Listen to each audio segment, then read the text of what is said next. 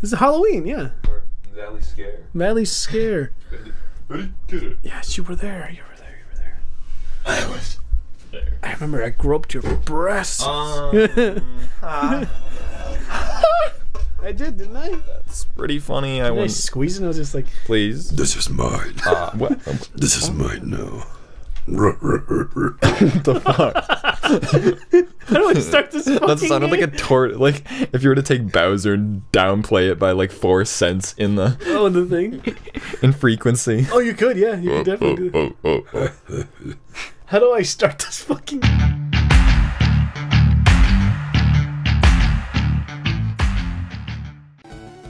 Welcome back!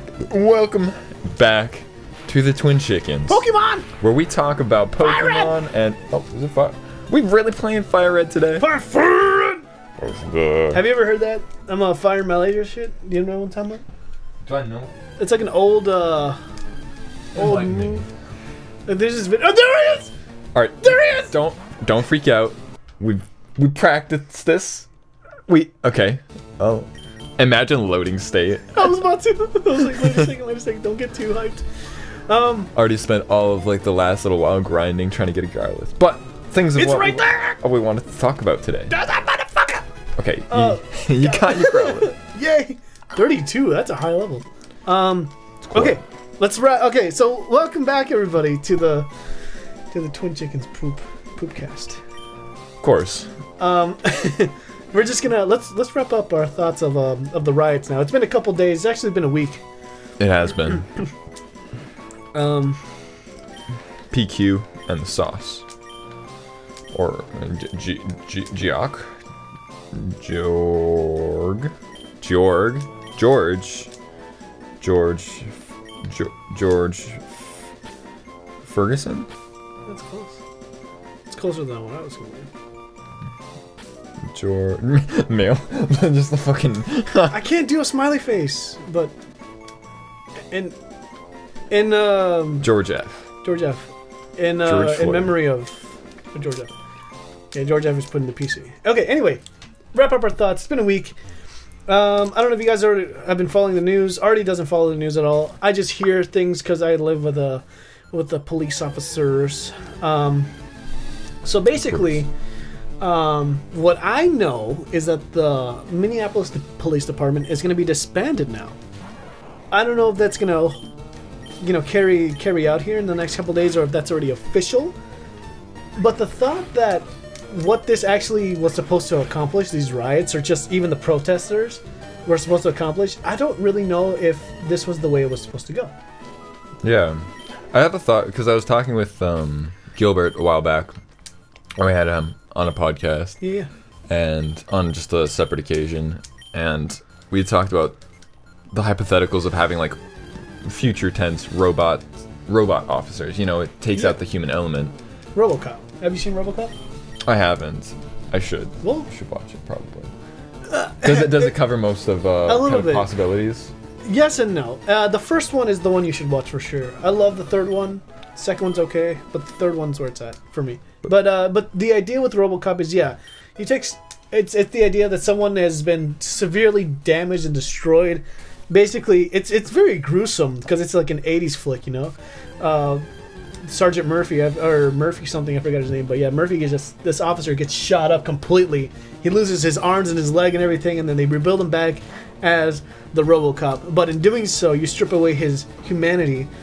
And the whole movie's about, like, okay, where does the line cross between what's robot and machine for when he has to make the decisions that were not programmed in him. It becomes like this whole thing, right? But the idea is like, that's like an android, I guess, or like a cyborg. Yeah. More than anything, but dang it, how do I get to that? But I'd be just kind of curious, because if the police were disbanded, what kind of means or system do you expect to be in place? If you remove it, there really should be a plan or something in place. Yeah. And I think my biggest thing was, like, for me, it's like not all cops are bad. The system is flawed for sure, if they're able to get away with these things. But cops are, the way I see it is, cops are people that are held to do one job. It's like as if you were working at a restaurant, for example, making a cheeseburger, and then you mess up. Now that restaurant is now liable for all the cheeseburgers or all the, the state of compliance. How do I say this? Like the that restaurant, not just for that location, but all the restaurants for that name that it's associated with is not responsible for not having a good meal, if that makes sense. Yeah. So like I said, the system could be flawed from the inside, even though we have structures in place to keep things from the outside to keep getting corrupt. But like I said, it's run in a system of human beings, people that are flawed by nature. Like that's who we are. Yeah. And like I said, I think just wrapping up our last thoughts, it was you can't just hold one person accountable for these actions. Like if it was like those 4 officers or whatever that were responsible for the death of George Floyd, you have to kind of assess them first, and then figure out what was actually going on. Like, why did this happen? All this stuff. But what happened? That's kind of what we were talking about. Is that it went from 0 to 100 pretty quick. Yeah. With all due respect, though, it was because like the U.S. didn't respond to any of these riots or any of the anything that was going on until like a week later. Like, we're supposed to have these systems in place so that if someone commits a crime like this, even police officers, we're supposed to be getting them held accountable like as soon as possible, instead of being relieved from duty. So that's where I see our flaw. You know, I see like where we could have been better, and gone worse, and all that stuff. Just gonna do need one. But yeah, the idea now is that I want to. Crap! I need to get him. My idea was like, okay, now how do we do this? Like, I want to. If I were to recreate the justice system again, how would we write that? Right? Like, how would we come up with a system where it holds not only the criminals accountable, but the police officers accountable too, or the people that are here to protect us, as the job was to imply, right? Yeah, kind of the same way the government was written, like when the constitutions and everything were up, because they were the constant balances. So then no person could really have full power. Even the president wouldn't have full power when they were all written, so that there was like constant checks with each individual like branch. And I think doing something similar, maybe, but I don't know how that would. No, see, that's where you need someone obviously smarter than us, and like it's more of like a, how do you say this, more knowledge, I would say, in those kind of practices, right? So part of it is that, and the other part is this. The other part is I want to be able to challenge us to thinking, okay, during the midst of the protest, there was violence that didn't need to occur. People were just taking advantage of a situation that was obviously horrific, as it was a horrific circumstance, but people were taking advantage of George Floyd's death and looting stores. And because they were looting stores, the violence and the amount of anarchists that was going on throughout the city just escalated to 100 very quickly. Yeah. And because of that, you really don't. You basically have been pushing out the police so far to the point where, like, okay, maybe the way I saw the Justice Department handle is like, okay, well, if they don't want the police here, then we just got to take them out. But in reality, we do want the police here, but we want them to understand, and I think that's what the protesters, the right ones, the ones that were actually doing it for the right reasons, was that the majority. Every life matters, and every life needs to be accounted for before you make these decisions to brutally, put your foot down on someone's neck. That just has no reason. I think the protesters, the peaceful ones that I've been noticing, just wanted to open their eyes to that. But then there are radicalists on this side, anarchists on this side, and people, it gets all mixed up in that protest where, like, you don't know who's who. You only see the actions of people. And that's where it's so messy right now, right?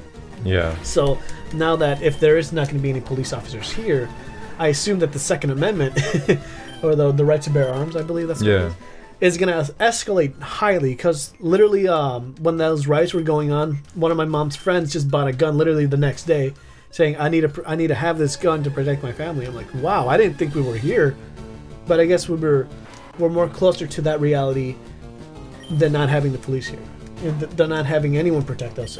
And that's kind of the sad thing. Like, the police are supposed to help you feel safe and protected, and I feel that's what part of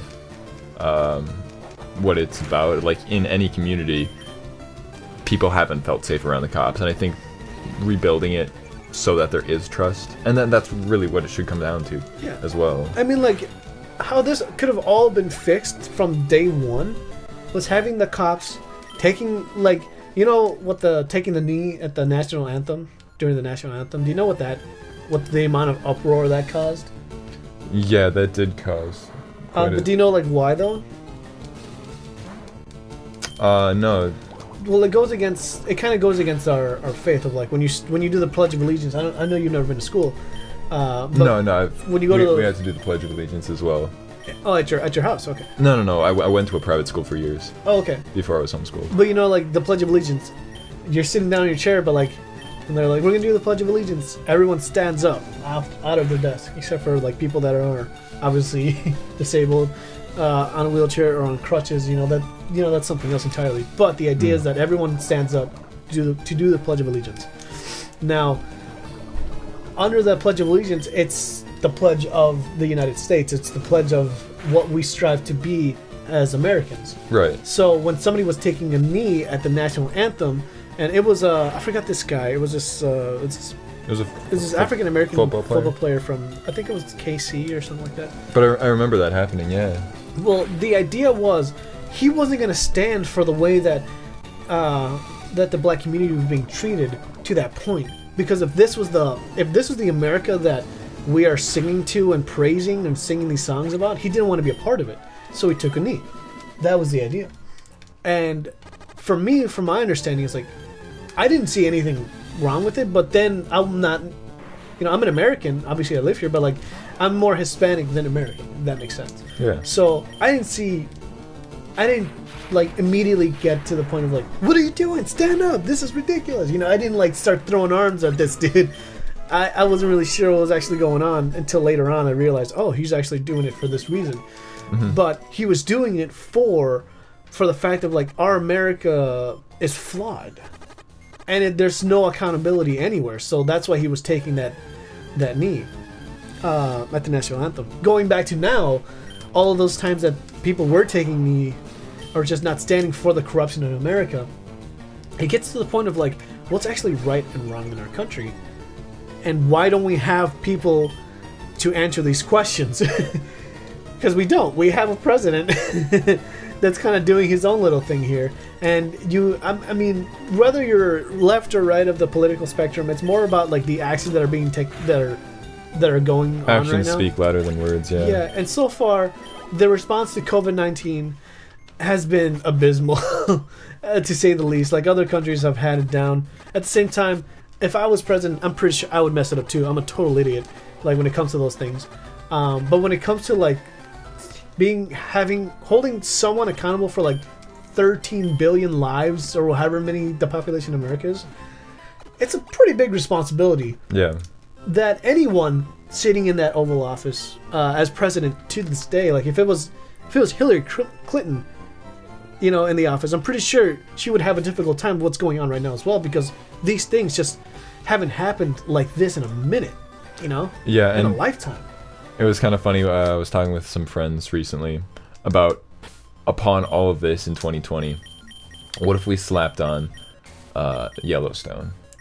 The volcanic eruptions? The super volcano, yeah.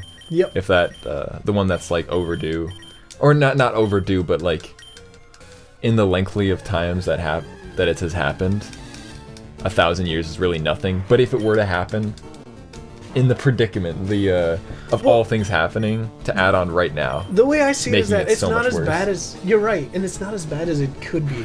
But I think we're headed towards a future where it's not certain anymore, Because, like you said, if a volcano were to erupt now, Jesus. Ash spreading all across the entire U.S., pretty much. Chaos. But a unified chaos against, like, not to a person, but an earthly thing, like it's something that a nature epidemic. They're easy in.